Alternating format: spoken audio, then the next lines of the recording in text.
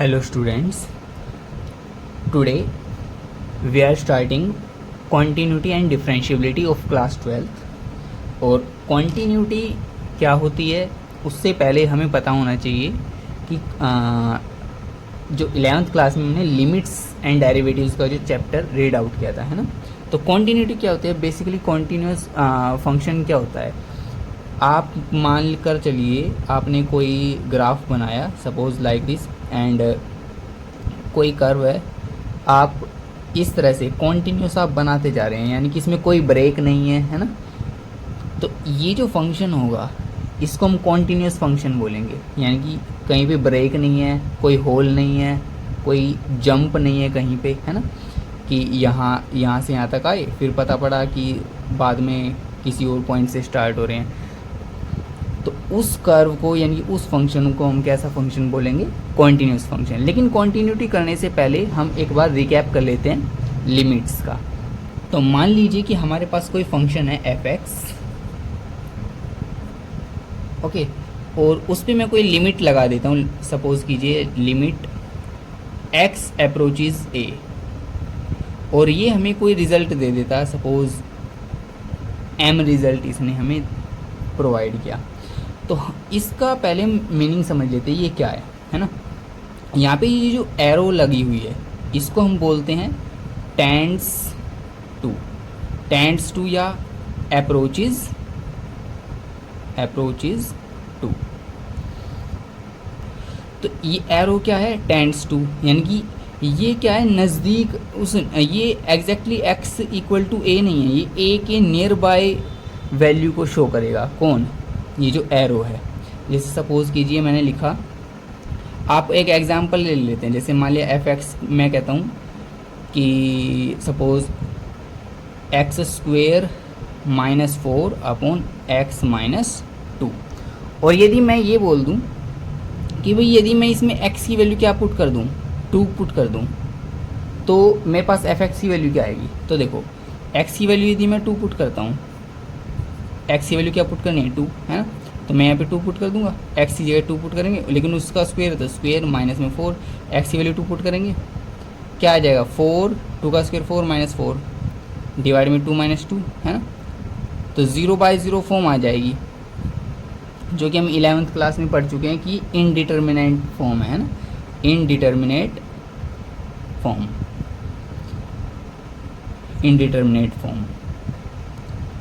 Okay, अब देखो यदि हमने x की वैल्यू यहाँ पे डायरेक्ट 2 रख दिया तो हमारे पास 0/0 फॉर्म आ जाते हैं, जो कि इनडिटर्मिनेट फॉर्म है। तो इस तरह के क्वेश्चंस को यानी इस तरह के फंक्शंस को सोल्व करने के लिए हम किसका यूज़ करते हैं?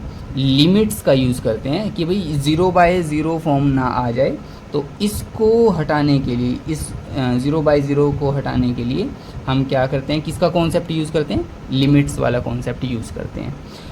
तो अब सपोज़ कीजिए, देखो जैसे मैंने यहाँ पे x की वैल्यू 2 रखी थी, अब लाइक दैट मैं x की वैल्यू 2 ना रख करके 2 के लेफ़्ट या राइट की, यानी कि जो 2 के करीब वाली वैल्यू, सपोज़ कीजिए यहाँ पे मेरे पास ये कोई नंबर लाइन है, यहाँ पे 2 है मेरे पास, यहाँ पे सपोज़ 1 है, यहाँ पे सपोज़ 3 है। अब या तो मैं 2 के लेफ़्ट साइड से आऊँ या फिर 2 के राइट साइड से आ सकता हूँ, है ना। 2 को अप्रोच करना है, ये जो एरो है इसका मतलब है अप्रोच करना है, यानी कि लगभग 2 के इक्वल जाना। या तो मैं लेफ़्ट साइड से आऊँगा 2, या फिर राइट साइड से 2 को अप्रोच करूँगा, है ना।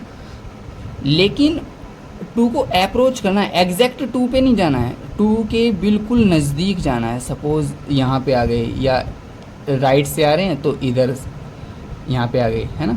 इस यानी कि इसको मैं बोल सकता हूँ कि भाई ये 1.9999 समथिंग है, यानी एग्जैक्ट 2 तो नहीं है, लेकिन 2 से बिल्कुल ज़रा सा कम है, नेग्लिजिबल वैल्यू आप कह सकते हो। और सेम यहाँ पे देखो, यदि मैं देखो 2 के राइट साइड से आ रहा हूँ तो ये समथिंग हो सकता है अभी 2.00001 कुछ इतना हो सकता है ना। 2 से हल्का सा ही ज़्यादा है। लेफ़्ट साइड से आ रहे हैं तो ये आ गई हमारे पास left hand limit, right side से हम कोई लिमिट ले लेते हैं तो ये आ जाती है हमारे पास राइट हैंड लिमिट। ओके, अब हम क्या करते हैं, देखो हमने x की वैल्यू डायरेक्ट 2 पुट की थी इस फंक्शन में। अब हम क्या करते हैं, वैल्यू पुट नहीं कर रहे, हम लिमिट ले लेते हैं। भाई 2 को रख रहे हैं डायरेक्ट तो हमारे पास 0/0 आ रही है, हम कुछ 2 के नियर बाय वैल्यू रख लेते हैं और अब 2 को अप्रोच कर लेते हैं। यानी कि नियर बाय वैल्यू रखने का मतलब 2 को अप्रोच करना है, तो 2 को अप्रोच कर लेते हैं। अब इस फंक्शन पे हम लिमिट लगा लेते हैं। सपोज कीजिए जैसे हमारे पास ये फंक्शन था f(x), अब हमने क्या कर दिया, यहाँ पे लिमिट लगा दी कि ये जो f(x) में जो x है ये क्या कर रहा है, ये 2 को अप्रोच कर रहा है ना, 2 के नज़दीक वाली वैल्यू को पिकअप कर रहा है यानी कि।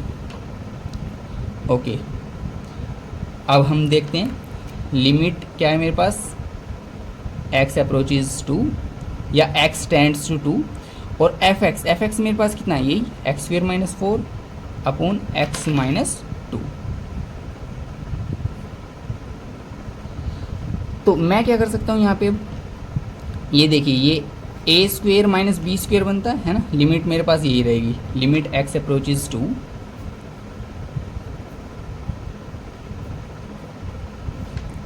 ऊपर यहाँ पे देखो ये x खुद का स्क्वायर है, ये 2 का स्क्वायर है, तो x² - 2² डिवाइडेड बाय x - 2। ये a² - b² किसके इक्वल हो जाता है, a + b into a - b, a + b into a - b divide में क्या है मेरे पास x - 2 है। लिमिट मेरे पास क्या चल रही है, लिमिट यही चल रही है ना, x अप्रोचेज 2। तो मैं क्या देख पा रहा हूँ प्यारे बच्चों, x - 2 से x - 2 कैंसिल हो चुका है, बचेगा क्या x + 2। अब मेरे पास लिमिट क्या है, लिमिट तो x अप्रोच कर रहा है 2 को है ना, x 2 को अप्रोच कर रहा है तो x की जगह मैं क्या रख दूंगा 2, तो 2 + 2 जो कि कितना आ गया 4। ओके, यहाँ पे मैं 2 + 2, ये हमारे पास आ गया 4। अब देखो जो ये 4 आया है क्या ये इक्वल टू 4 है, क्या ये जो हमारा f(x) है हमने x को 2 को अप्रोच कराया था है ना, तो क्या है ये एग्जैक्ट 4 है, नहीं ये एग्जैक्टली 4 के इक्वल नहीं है, हमने 2 के नियर बाय वाली वैल्यूज़ ली थी है ना, 2 को तो हमने अप्रोच किया है, 2 के नज़दीक गए हैं, या तो हम राइट साइड से गए हैं या फिर लेफ़्ट साइड से गए हैं है ना। तो जब हमने 2 को अप्रोच किया है, 2 के इक्वल नहीं रखी हमने वैल्यू, तो ये जो 4 है ना, ये एग्जैक्ट इक्वल टू 4 नहीं है, ये 4 के अप्रोचिंग वैल्यू है ना। यहाँ पे जो f(x) है, f(x) की ये वो वैल्यू है जब हमने x को 2 के अप्रोचिंग में लिया था। ओके, तो यानी कि ये जो 4 है ये लिमिटिंग वैल्यू है इस f(x) की, जब लिमिट आपकी x अप्रोचेज 2 है या x टेंड्स टू 2। ओके, अब हम नेक्स्ट वीडियो लेक्चर में यानी कि पार्ट 2 में हम क्या करेंगे, अपने टॉपिक पर आएंगे जिसका नाम है कॉन्टिन्यूटी। Thanks for watching.